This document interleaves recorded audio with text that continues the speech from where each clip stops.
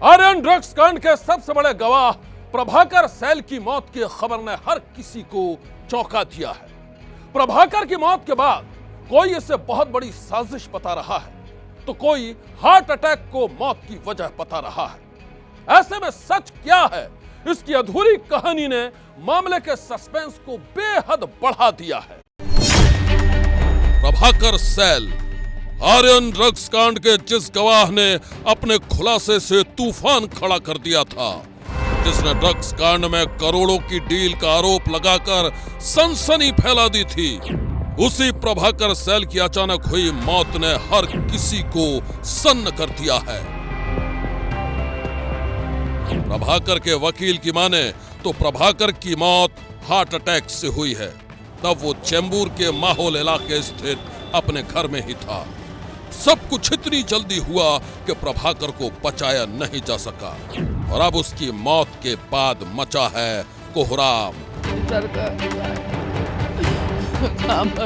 बेटे की मौत के बाद प्रभाकर की मां का रो रो कर बुरा हाल है और पत्नी को यकीन ही नहीं हो रहा है कि वो अब इस दुनिया में नहीं है। लास्ट बातचीत मेरी बड़ी बेटी से थर्सडे को हुई, वेडनेसडे को हुई थी। तब अच्छे से मतलब फिट थे वो, उनसे दो अच्छे से बात भी किया, फिर रख दिया उन्होंने फ़ोन। फिर सडनली फ्राइडे को दोपहर को कॉल आया कि ऐसा ऐसा उनको अटैक आया है करके। उनका ट्रीटमेंट चालू ही था तो उतने में उनको सर्वर अटैक आया एकदम, और विदिन 5 मिनट्स वो ये हो गए। तो कुछ पता ही नहीं है कि क्या, मतलब आप भी वेट कर रहे हैं कि पीएम रिपोर्ट आ जाए तो समझ में आ जाएगा कि क्या हुआ था, पोस्टमार्टम की रिपोर्ट। हाँ, अभी वही उसमें क्लियर सब हो जाएगा। घर वालों की माने तो प्रभाकर बिल्कुल ठीक थे, तो फिर उसकी मौत अचानक हार्ट अटैक से कैसे हो गई? कहीं ऐसा तो नहीं कि प्रभाकर को किसी गहरी साजिश के तहत मारा गया है? आखिर क्या है प्रभाकर की मौत का सच? सनसनी में आज हम रहस्य की इस पूरी कहानी की तहकीकात करेंगे, लेकिन उससे पहले सुनिए प्रभाकर की मौत के बाद नारकोटिक्स कंट्रोल ब्यूरो पर सबसे ज्यादा अटैक करने वाली पवार और नवाब मलिक वाली पार्टी एनसीपी ने क्या कहा है। जनता के मन में संदेह निर्माण हो गया कि जिस व्यक्ति ने इस प्रकार के खुलासे पूरे रेड के संदर्भ में किए, उसका आज यकायक ऐसा मृत्यु कैसे हुआ, ये संदेह जनता के मन में आ रहा है। अगर आपने देखा होगा तो कल ही एनसीबी ने जो जांच है उसके लिए 60 दिन का एक्सटेंशन मांगा और 60 दिन का एक्सटेंशन कल ही सैंक्शन होने के बाद आज प्रभाकर सैल की मृत्यु की जब न्यूज़ आती है तो स्वाभाविक रूप से इसके पीछे और कुछ तो नहीं, ऐसा संदेह लोगों के मन में है। आर्यन ड्रग्स कांड के सबसे बड़े गवाह प्रभाकर सैल की मौत के बाद अब महाराष्ट्र सरकार जांच की बात कर रही है और ये जांच होनी भी चाहिए, क्योंकि प्रभाकर ही वो अहम गवाह था जिसने ड्रग्स कांड में एनसीबी की कार्रवाई को सवालों के घेरे में ला दिया था। सुना आपने एनसीबी क्या कह रही है? एनसीबी का कहना है कि प्रभाकर की मौत के पीछे बहुत बड़ी साजिश है। तो क्या ये सच है? आखिर प्रभाकर की मौत का पूरा सच क्या है? रहस्य की इस कहानी के खुलासे के लिए अब महाराष्ट्र के गृह मंत्री दिलीप वालसे जांच की बात कर रहे हैं। प्रभाकर है, उनकी जो अचानक जो मृत्यु हो गई, ये थोड़ा इसमें एक शक पैदा किया गया है, कुछ लोगों ने मांग की है, तो हम भी इसके बारे में इंक्वायरी करने के लिए डीजी महाराष्ट्र को डायरेक्शन दिया। एनसीबी का दावा है कि शाहरुख खान के बेटे आर्यन खान को ड्रग्स कांड में पुख्ता सबूतों के आधार पर ही गिरफ्तार किया गया था। तारीख थी 2 अक्टूबर 2021। एनसीबी के मुताबिक उस रोज आर्यन अपने दोस्त अरबाज मर्चेंट के साथ घर से ड्रग्स पार्टी के लिए निकला था। यह पार्टी मुंबई के समंदर में क्रूज पर होने वाली थी। आज की रात मजा आ जाएगा ब्रो। तूने सारा माल रख लिया ना? या ब्रो, बड़ी चिल कर रहे हैं, अपने पास सब है। देख लियो, क्रूज पे बोर्डिंग के टाइम पे चेकिंग होती है। एनसीबी के मुताबिक प्लानिंग फुल प्रूफ थी। शाहरुख खान का बेटा आर्यन खान नशे की पार्टी के लिए पहुंचा था। एनसीबी के पंचनामे के मुताबिक आर्यन अपने दोस्त अरबाज के साथ क्रूज पर सवार होने के लिए जैसे ही आगे बढ़ा, ग्रीन ग्रेड पर एनसीबी की टीम ने दोनों को रोक लिया। स्टॉप, पीछे से घेर लो इनको। तुम यहाँ जाओ। मैं आशीष रंजन हूँ एनसीबी से। मैं आप लोगों की तलाशी लेना चाहता हूँ। अगर आप लोगों को आपत्ति हो तो किसी मजिस्ट्रेट या किसी गजेटेड ऑफिसर के सामने भी मैं आपकी तलाशी ले सकता हूँ। नहीं नहीं, मुझे कोई दिक्कत नहीं है, आप तलाशी ले सकते हैं। हाँ सर, मुझे भी कोई दिक्कत नहीं है। You can search anything. ठीक है, सीधे खड़े हो जाओ। इनकी ठीक से तलाशी लो, ठीक से सर्च करो इन्हें। देखो, अगर तुम्हारे पास ड्रग्स है तो तुम हमें पहले ही बता दो, वरना हम लोग पता तो लगा ही लेंगे। Wait sir, wait. I have some है मेरे पास थोड़ी सी कुछ ड्रग्स है। ओह, तो हमारी खबर पक्की थी। निकालो। जूते में है सर। ओह, जूते में, निकालो।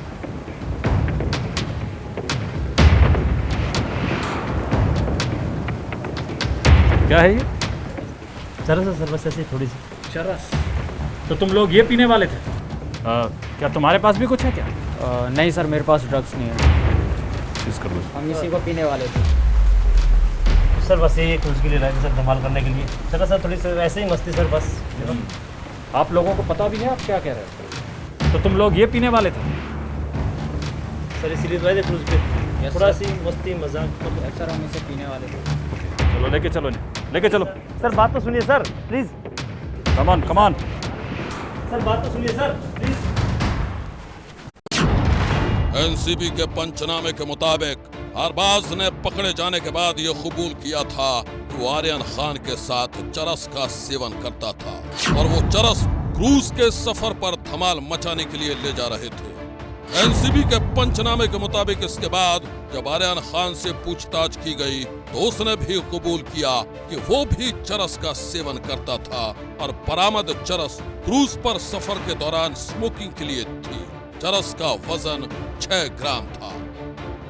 एनसीबी के मुताबिक क्रूज पर होने वाली ड्रग्स पार्टी के बारे में उसे 15 दिन पहले ही खबर मिल गई थी और फिर छापेमारी की प्लानिंग की गई।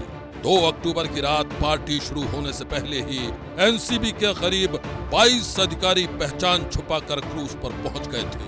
एनसीबी की टीम के साथ पंचनामे के लिए 2 गवाह किरण गोसावी और प्रभाकर रोघोजी सेन भी थे। एनसीबी की टीम जब टर्मिनल बिल्डिंग में दाखिल हो रही थी तो उस वक्त सीआईएसएफ की एक महिला ऑफिसर भी उनके साथ थी। एनसीबी के मुताबिक ड्रग्स कांड में पकड़े जाने के बाद आर्यन ने अपना गुनाह कबूल करते हुए ये कहा था कि वो 4 साल से ड्रग्स का सेवन कर रहा था।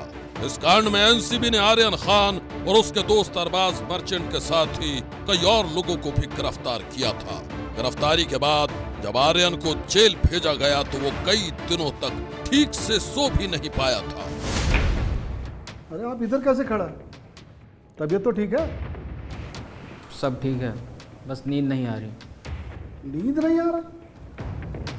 रात के 2 बज रहे हैं। आप सो जाइए, सुबह फिर जल्दी जागना होगा।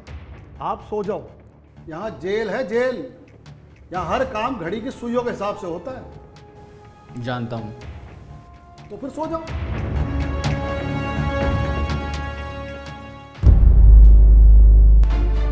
ड्रग्स कांड में आर्यन जब तक जेल में रहा गुमसुम ही रहा। सलाखों के पीछे उसका एक एक दिन भारी था। दूसरे कैदियों की तरह उसे भी जल्दी उठना पड़ता था और खुद ही बिस्तर समेटने से लेकर सारे काम करने पड़ते थे।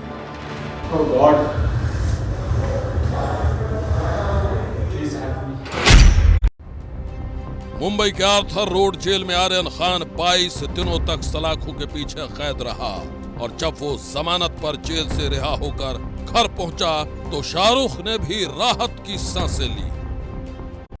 ड्रग्स कांड में एनसीबी ने शाहरुख खान के बेटे आर्यन खान के बारे में जो खुलासा किया था उसकी कहानी ने हर किसी को सन्न कर दिया था। हालांकि बाद में इस ड्रग्स कांड के बारे में एनसीबी के गवाह प्रभाकर सेल ने जो खुलासा किया उसने बवाल मचा दिया। तब प्रभाकर ने समीर वानखेड़े पर ड्रग्स केस में करोड़ों की रिश्वत लेने का आरोप लगाया था।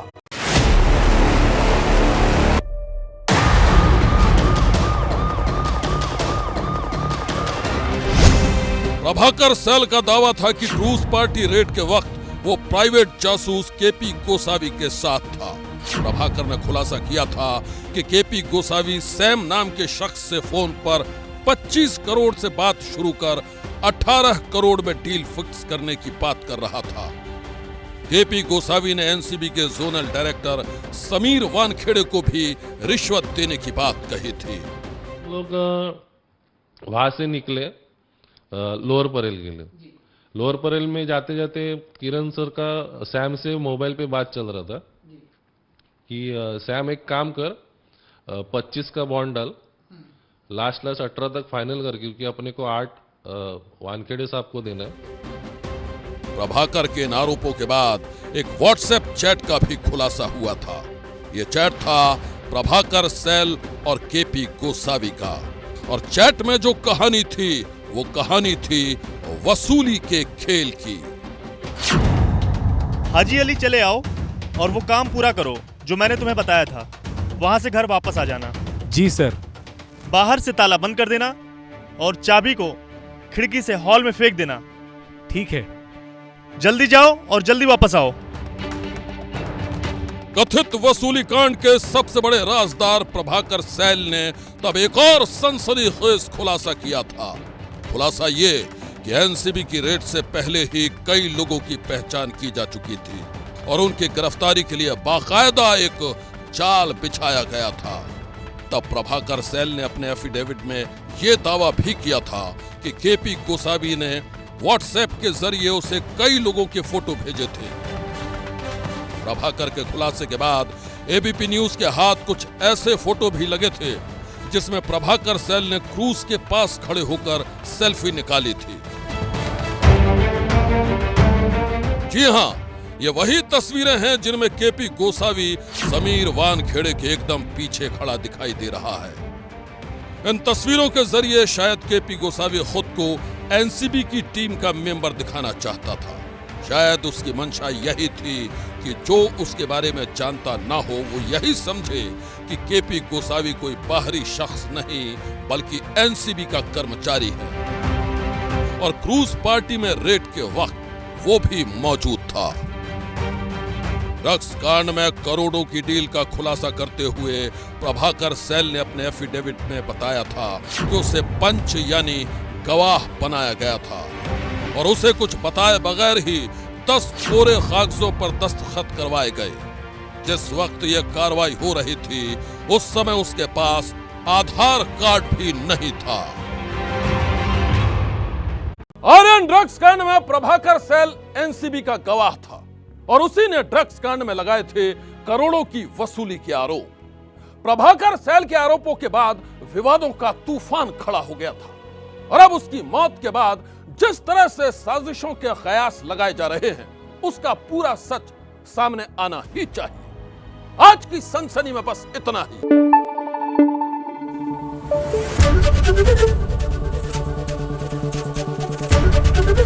एबीपी न्यूज आपको रखे आगे।